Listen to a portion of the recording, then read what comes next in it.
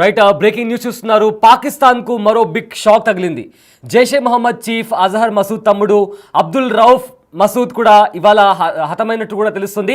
అయితే పక్కా ప్లానింగ్తో టార్గెట్ని లాక్ చేసి ఒక డ్రోన్ స్ట్రైక్తో ఇండియన్ ఆర్మీ వాళ్ళు అజహర్ మసూద్ తమ్ముడైన అబ్దుల్ రౌఫ్ అజహర్ని కూడా చంపేసినట్టు తెలుస్తుంది. పక్కా ప్లానింగ్తో తాను ఉంటున్న ఇంటిపైకి డ్రోన్ బాంబుతో దాడి చేసి అబ్దుల్ రౌఫ్ని చంపేయడం జరిగింది. అయితే అబ్దుల్ రౌఫ్ ఈ దాడిలో చనిపోయిన అబ్దుల్ రౌఫ్ ఎవరైతే ఉన్నారో జైషే మొహమ్మద్లో గ్రూప్లో కీలక మెంబర్ లాగా వ్యవహరించాడు. అయితే ఇండియాలో జరిగిన పలు టెర్రరిస్ట్ దాడుల్లో కూడా పాల్గొన్నాడు అబ్దుల్ రౌఫ్. అయితే పిఓకే దగ్గర దాడులకు ఏవైతే పాకిస్తాన్ ఆక్రమిత కాశ్మీర్లో దాడులు జరిగాయో ఆ దాడుల్లో కూడా ఆ స్ట్రాటజీ పరంగా కంప్లీట్గా డిజైన్ చేసింది కూడా ఇతడే అని కూడా తెలిసింది. అయితే 1999లో ఇండియన్ ఎయిర్లైన్స్ విమానం హైజాక్ జరిగినప్పుడు కూడా ఇతడే కంప్లీట్గా ప్లాన్ చేసి ఆ స్ట్రాటజీ పరంగా ఏదైతే ఎయిర్ క్రాఫ్ట్ ఉందో దాన్ని హైజాక్ చేసిన తర్వాత తన అన్న ఇండియాలో ఉన్న జైల్లో ఉన్నప్పుడు ఆ ఫ్లైట్ని హైజాక్ చేసి దగ్గర 150 మంది హాస్టేజెస్ ఉన్న నేపథ్యంలో భారత ప్రభుత్వం అప్పుడు మసూద్ని విడుదల చేసింది. అప్పుడు ఆ ప్లాన్ని కూడా డిజైన్ చేసింది మసూద్ తమ్ముడైన అబ్దుల్ రౌఫ్. అయితే అతను ఎక్కడున్నాడు అని సర్వైలెన్స్ నిర్వహించి ప్రాపర్గా పాయింట్ చేసి టార్గెట్ని లాక్ చేసి ఒక డ్రోన్ బాంబుతో ఇండియన్ ఆర్మీ అతన్ని చంపేసినట్టు తెలుస్తోంది. అయితే నిన్న మసూద్ అజహర్ ఫ్యామిలీలో ఏదైతే బుధవారం రోజు ఉదయం జరిగిన దాడిలో ఉగ్రవాదులు చనిపోయారు. ఉగ్రవాదులతో పాటు మసూద్ అజహర్కి సంబంధించిన 10 మంది కుటుంబ సభ్యులు కూడా చనిపోయారు. అయితే ఇవాళ ఉదయం కూడా ఒక డ్రోన్ బాంబు దాడిలో కూడా మసూద్ అజహర్కి సంబంధించిన తమ్ముడు ఎవరైతే ఉన్నారో అబ్దుల్ రౌఫ్ అతడు కూడా చనిపోయినట్టు తెలుస్తుంది. అయితే పక్కా ప్లానింగ్తో కూడా అతన్ని హతమార్చినట్టు ఇప్పటికీ తెలుస్తుంది. అయితే విక్టివి స్క్రీన్ పైన మీరు చూసిన విజువల్స్ ఏవైతే ఉన్నాయో అంబులెన్స్ వెళ్తున్నాయి. అయితే అంబులెన్స్లో వెళ్తుంది ఒక డెడ్ బాడీ వెళ్తుంది. అయితే ఆ డెడ్ బాడీ ఏ ఆర్మీ ఆఫీసర్దో లేదా పాలిటిషియన్దో లేదా ఒక హ్యుమానిస్ట్దో కాదు, చనిపోయిన ఉగ్రవాది ఎవరైతే ఉన్నారో అబ్దుల్ రౌఫ్ అతన్ని డెడ్ బాడీ వెళ్తుంటే అక్కడ పాకిస్తాన్ ఆర్మీ అతనికి చెయ్యెత్తి సెల్యూట్ కొడుతుంది. ఒకవైపేమో పాకిస్తాన్ ఆర్మీ పాకిస్తాన్ పాలిటిషియన్స్ కూడా మాకు ఉగ్రవాదులతో సంబంధం లేదు, ఉగ్రవాదుల వల్ల మేము కూడా బాధింపబడ్డాము అని చెప్తుంటే, మరోవైపేమో ఎవరైతే Abdul Rauf most wanted terrorist Masood Azhar అయితే వరల్డ్లో చాలా కంట్రీస్ కూడా అతనికి బ్లాక్ లిస్ట్లో చేర్చాయి, అతన్ని వరల్డ్స్ మోస్ట్ వాంటెడ్ టెర్రరిస్ట్ లిస్ట్లో అతన్ని చేర్చాయి. అతని తమ్ముడు కూడా మోస్ట్ వాంటెడ్ టెర్రరిస్ట్ లిస్ట్లో ఉన్నాడు. అలాంటి అబ్దుల్ రౌఫ్ మసూద్ని అతని డెడ్ బాడీ వెళ్తుంటే అతనికి చేతులెత్తి మరి అక్కడ పాకిస్తాన్ సోల్జర్స్ సాల్యూట్ కొడుతున్నటువంటి పరిస్థితి కనిపిస్తుంది. అయితే నిన్న కూడా చాలామంది ఉగ్రవాదులు చనిపోయినప్పుడు వాళ్ళ శవపేటిక పైన కూడా పాకిస్తాన్ జెండా కనిపించింది. నార్మల్గా ప్రతి దేశానికి ఒక నేషనల్ ఫ్లాగ్ ఉంటుంది. సో ఆ నేషనల్ ఫ్లాగ్ వాళ్ళకి కనిపించినప్పుడు ఒక కైండ్ ఆఫ్ ప్రైడ్ ఉంటుంది, ఒక గౌరవంతో ఆ జెండా కనిపించిన ప్రతిసారి చాలా ప్రౌడ్గా ఫీల్ అవుతారు ఏ దేశంలోనైనా కానీ.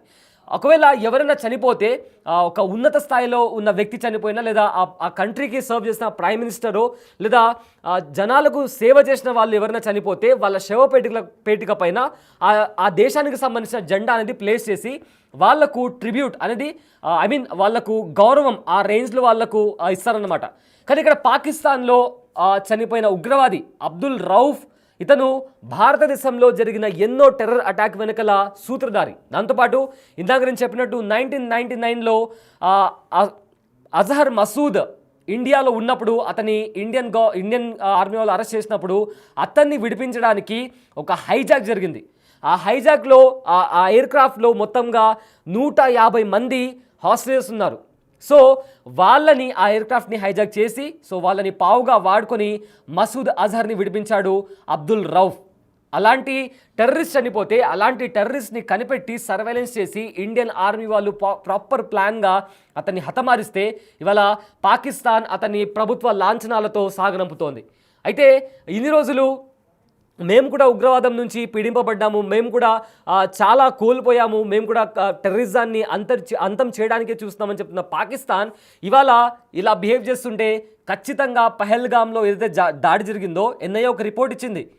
పహల్గామ్లో జరిగిన దాడి వెనుక ఖచ్చితంగా పాకిస్తాన్ ఇంటెలిజెన్స్ ఏజెన్సీ ఐఎస్ఐతో పాటు పాకిస్తాన్కి సంబంధించిన లష్కర్-ఏ-తోయిబా టెర్రర్ ఆర్గనైజేషన్తో పాటు పాకిస్తాన్ ఆర్మీ కూడా వీళ్ళు ముగ్గురు కలిసి పహల్గామ్లో జరిగిన దాడికి కుట్ర పన్నారు, దానికి ప్లాన్ చేశారు అని చెప్పి కూడా ఎన్ఐఏ ఒక రిపోర్ట్ ఇచ్చింది.